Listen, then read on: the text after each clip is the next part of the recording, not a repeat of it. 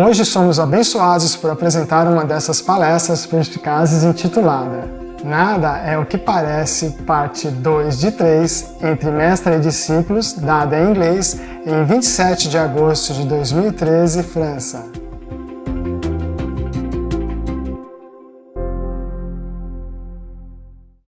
And the story was that long time ago, I think when we were doing the fashion show, we go from different capitals, and then we were in Paris first, and then I'm going to Italy, yes.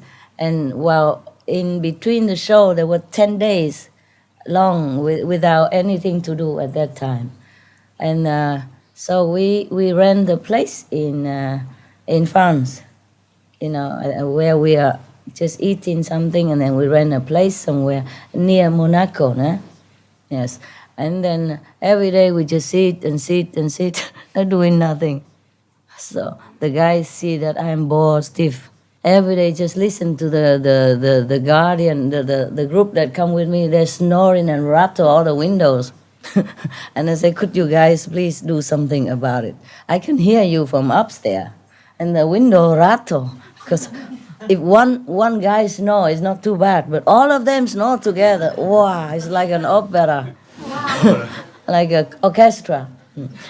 So anyway, I say, guys, daytime, I'm so bored. Nighttime, I have to listen to your snoring. Let's go out or do something, eating somewhere. So we went out, eat some couscous in Monaco. Yes, a vegetarian. Have to order first, vegan. And then later, another few days pass by, and then we go Chinese restaurant, because you can't cook in there. There's nothing, we don't have anything to cook with us. We're on the road, we don't have pot, pan, or food, nothing. We don't know where to buy, because we new, just passing by.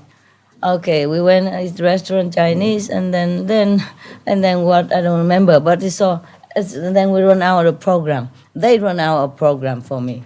So I say, they look into newspaper. Oh, master, there is a club in Monaco. Everybody goes there. Very nice. Open air club with bamboo around and a little pond with the frogs and all that. I say, oh, what kind of club? They say, don't know. Just say something club. It's in French probably, and they are Taiwanese. They don't even hardly speak English already. So French is something like climbing Himalaya, Okay, I say, okay. Club, let's go, if you want. I say, okay, very nice, master, we go. So they tell me to go. And then, okay, I put the dress on and go there. And we met the prince, Prince Albert at that time. And at that time, I was still young, very shy. And the taxi driver, my taxi driver said, hey, I want to introduce you to the prince. I said, why? The prince wouldn't want to talk to me. I'm nobody here, I'm just a tourist. I said, no, this prince, very nice. He's a black guy, very nice looking and very friendly. And he used to drive for Steve Wonder and all this kind of thing. He'd tell me all the list of his celebrity customers. I said, I'm none of those. I don't know any of these celebrity either. I don't think you should tell the prince to talk to me. He said, no, he's a very approachable prince. He's not like everybody else prince. Come. So he come and talk to the prince, and the prince really came to my table. And we get talk. A little bit shy, I am also very shy at that time. I'm not used to talking to prince stuff, So, and then he invites me, come to the palace tomorrow. Come to the palace tomorrow to see him, I didn't say anything. I didn't know what to say. Because before that club, they already drove me to the palace, but outside, outside the yard of the palace, seeing the changing guard and seeing whatever not. And then I faced thousands of camera. I was so scared already. So when he asked me to come to the palace, I didn't know what to say. Because if I say no, I don't want to offend him. He kept repeating. And I keep looking at the frog. The frog. Something like that. The flower. Nice. Dancing people. You dance, you go dance. Or thing like that. I don't remember really. It's just silly things, And then he asked me if I have a phone number or something like that. So I gave him my phone number. And then some day later, he called me, just talk. And I don't remember what we talked. I really don't. It's a long time ago already, long time. And he asked me where I live at that time. I said I live in Thailand. At that time I did, in a golf course in Thailand. So he asked for the address. I also gave it to him.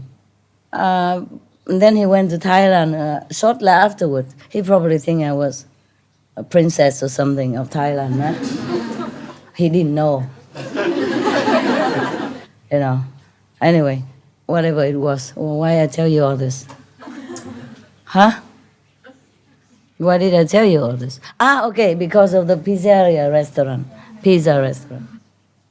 And then because of, I went to that club, that I saw the daughter of that pizza restaurant on the beach, private beach. Yeah. Yes. Because I make a big deal out of this private beach, like it's something, very exclusive or something very, very, very upper class. Do you capito? Yeah. Okay. On the newspaper. Yeah. Okay. So I want you to know, if you go to Monaco, please visit. So you know what I mean, what kind of private beach is that. So I met met the daughter of this person, of the restaurant. And she told me, oh, you stay in Monaco? I say, not really. I'm tourist. They say, oh, you have to go to my father's restaurant. And you tell him, we just talk. And then you tell him that you met me, and then he will treat you specially. She keep repeating that. I guess we don't have things to talk about, so she keep repeating. I said, okay, I'll come. She give me the address, and her name. So I said, okay, I will come. And so she give me the address, so because I promised, I came there, you know that, 2 years before, something like that. So it's all because of the disciples, Yeah, first they advised me to go to the club, and then the club met this person, and the daughter advised me to go to the private beach, so I became so famous. Club goer, private beach, combo, wow. First class hotel renter, But I tell my two assistants, after I read newspaper, I say, you two, your name should be there, not mine. Because you both are the one who use it most. I hardly get there, only when the teleconference, You two visit there more frequently because they went there to work, you see what I mean, to send internet or to do things, because we don't have other means to do it. So I say, your name, both of you should be on the newspaper, not my name, because the room, you guys use it more than I do ever. Just make a joke, Yeah. So it is like that. Nothing is as it seems, yes? Nothing is like people think or imagine or want to blow it around, make it big deal. Understand? It's a very cheap place. I rent the cheapest possible over there. Just for working, But I really like Monaco also. And I like that hotel very much, If I stay short, then I stay in a room. But just few days, then I stay room. But if I stay long for working, it might as well rent the studio, An apartment is easier. You can cook and all that if you want to. So easy. I like that hotel very much because they make people feel very welcome. I don't know if anybody else, but they made me feel very welcome. So at Christmas, if I'm there, I'll give them some little chocolate box for every of the hotel employee, about 500 of them. Yes. And if I stay there, and sometimes I don't stay, but I'm in the near, or if the room is still in my name, because I just rent it, but I don't stay for working, for that. Then I also send a little bit of something. But it's only as one or two times or 3 times, not a lot, because I don't always stay there. They're always very happy to see me, the valet park and all that, because I'm very friendly and respectful to them, because I understand their job. They stand in the freezing cold outside just to wait for customer to come to park their car or to welcome them or take the baggage. So I bought them a little heater for Christmas because it's just a little booth, up to here, a little booth like that, about this tall, so they can see the customer. But it's not to stop the wind. But even then, if you plug a heater in there, it would also warm up somehow. Because some of them worked there for 30 years or more. They became older already, And even though Monaco is warm, but in winter it snows sometimes. Sometimes it's like snow hailstorm. The snow ball is as big as this. It cover the street. Yeah. I give them tip and all that, Even if I don't have a car to park, when I come in, they open the door, smile, and all that. I always give them some tip. And we always make joke together. A lot of stuff, like, oh, there's one guy who's bored. I say, hey, the Buddha's coming, he shaved his head. He's kind of a valet and parker, so all kind of. He stand on the gate all the time. So he shaved the hair. And he's the one who can see my aura. Yes. He tell me afterward, no? But he see only one color. He see only white. So I say, wow, this is nothing. You can see it on everybody. He say, no. Every few thousand people, I can see maybe one. But not as good as you. Not as good as yours. I say, oh, okay, you just want to make me feel good. So he knew in front of me. He said, no, don't make me tell more. He was very, very cute. And that guy, for example, and one is Indian man, and I try to talk like Indian. I don't understand what you're talking about. Okay. Yes. And if it's a Japanese, it's arigato all the time, or sayonara, that's all I know, but he's happy about it because somebody speak Japanese for a change and respecting him. And or if I take a drink, I always write a note, say thank you ever so much for your friendliness. That you work today even though you're sick or something like that. I always thank you them. Write the notes, yeah? So that if the manager saw it, they know this is a good worker. This is the purpose also, to thank them, also like recommendation. And we became very friendly, so they loved me very much. So one day I came back from Slovenia. At that time, I already have a house, no? And I don't remember if we have it here or not. Or maybe we already had. I came back from Slovenia with the president's death. I was ill from Austria hotel already, Loving Hood Hotel, but at that time, it's still private then, huh? It wasn't a hotel yet. But the government preferred that we make into hotel to make business, you know what I mean? So anyway, we made it. This hotel originally, they also really encouraged us to make it into hotel, but we already applied for private, so because if it's a hotel, then it will be very expensive for you to come. And we cannot have that many people. You see what I mean? Like a room, 2 or 3 people maximum, and how much you have to pay for that room. Have to be business, just like that. Just like in the Austria hotel or any hotel. When I go to the Austria hotel, I have to pay too. Pay for food, pay for room. I was very sick, when I came back from Slovenia. And I could hardly get up to go out group meditation with them, but I did try it. And then when I go back to my house, I was very, very sick. It's nothing too much wrong with me, just coughing a lot, very tired, and I feel like I'm closed in a coffin and cannot get out. This kind of a scary, oppressive feeling, understand? Like I'm nailed inside the coffin, I couldn't get out. That's what it feels like. Alive, Buried alive, Oh, this terrible, terrible feeling. So I don't know what to do. And then I keep running out of the house and running back and forth and in and out. I can't sleep, I can't do anything, I can't even meditate. So one of my assistants said, okay, you go out to outside restaurant or something, go eat, maybe you forget it. I went to outside restaurant and eat. To a Thai restaurant in Monaco because that restaurant cook vegetarian food very nice. I mean vegan food very nice. So I went there and then I also tell her my problem. At that time, of course, she doesn't know who I am. Just a good customer, a regular customer. Okay, and then she told me, "Oh, you better don't stay in your house if you don't feel good there.